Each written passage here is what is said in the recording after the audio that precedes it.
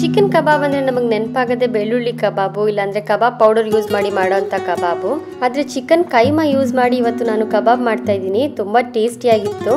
ಬನ್ನಿ ಹೇಗೆ ಮಾಡೋದು ಅಂತ ನೋಡೋಣ. ಮೊದಲಿಗೆ welcome back to my channel. ಈ ಕಬಾಬ್ ಮಾಡೋದಕ್ಕೆ ನಾನು ಅರ್ಧ ಕೆಜಿ ಆಗೋಷ್ಟು ಚಿಕನ್ ಕೈಮಾ ತೊಗೊಂಡಿದ್ದೀನಿ.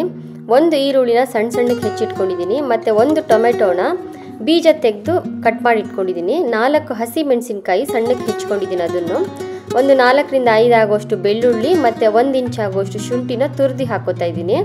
ಒಂದು ಮೊಟ್ಟೆ ಹಾಕೋತಾ ಇದ್ದೀನಿ. ಇದ್ರ ಜೊತೆಗೇನೆ ಸಣ್ಣಕ್ಕೆ ಹೆಚ್ಚಿರೋಂಥ ಕೊತ್ತಂಬರಿ ಸೊಪ್ಪು, ಇದ್ರ ಜೊತೆಗೇನೆ 2 ಬೇಯಿಸಿರೋ ಮೊಟ್ಟೆನ ತುರಿದು ಹಾಕೋತಾ ಇದ್ದೀನಿ. ಅರ್ಧ ಕೆಜಿ ಚಿಕನ್ ಕೈಮಾಗೆ 2 ಮೊಟ್ಟೆ ಅಂತ ಇಟ್ಕೊಳ್ಳಿ. ರುಚಿಗೆ ತಕ್ಕಷ್ಟು ಉಪ್ಪು ಹಾಕೋತಾ ಇದ್ದೀನಿ.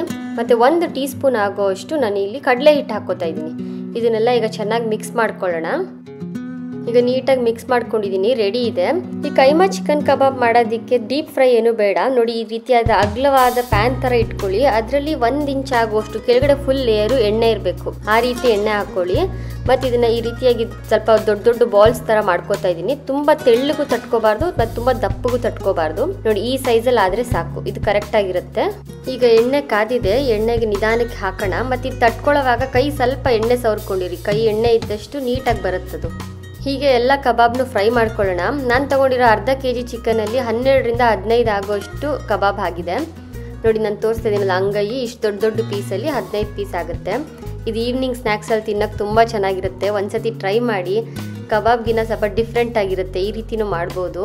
ಮೀಡಿಯಂ ಫ್ಲೇಮಲ್ಲಿ ಇಟ್ಕೊಂಡು ಇದನ್ನೆಲ್ಲ ನೀಟಾಗಿ ಫ್ರೈ ಮಾಡ್ಕೊಳ್ಳಿ. ಆದಷ್ಟು ನಾವು ಕಟ್ ಮಾಡುವಂಥ ಈರುಳ್ಳಿ, ಟೊಮೆಟೊ ಇದೆಲ್ಲ ತುಂಬ ಸಣ್ಣ ಸಣ್ಣ ಕಟ್ ಮಾಡಿದಷ್ಟು ತುಂಬ ಚೆನ್ನಾಗಿರುತ್ತೆ. ನೋಡಿ, ಈಗ ಕಬಾಬ್ ರೆಡಿಯಾಗಿದೆ. ಚಿಕನ್ ಕೈಮಾ ಅಂದರೆ ನಮಗೆ ನೆನಪಾಗದೆ ಕೈಮಾ ಉಂಡೆ ಸಾರು. ಈ ಥರನೂ ಮಾಡ್ಬೋದು ಕಬಾಬು. ನೀವು ಒಂದ್ಸತಿ ಟ್ರೈ ಮಾಡಿ. ಹೇಗೆ ಬಂತು ಈ ರೆಸಿಪಿ ಅಂತ ಕಮೆಂಟ್ ಮಾಡಿ. ಈ ವಿಡಿಯೋ ನಿಮಗೆ ಇಷ್ಟ ಆಗಿದ್ದಲ್ಲಿ ಲೈಕ್ ಮಾಡಿ, ಶೇರ್ ಮಾಡಿ. ಹಾಗೆ ನನ್ನ ಚಾನಲ್ನ ಸಬ್ಸ್ಕ್ರೈಬ್ ಮಾಡ್ಕೊಳ್ಳಿ. Thank you.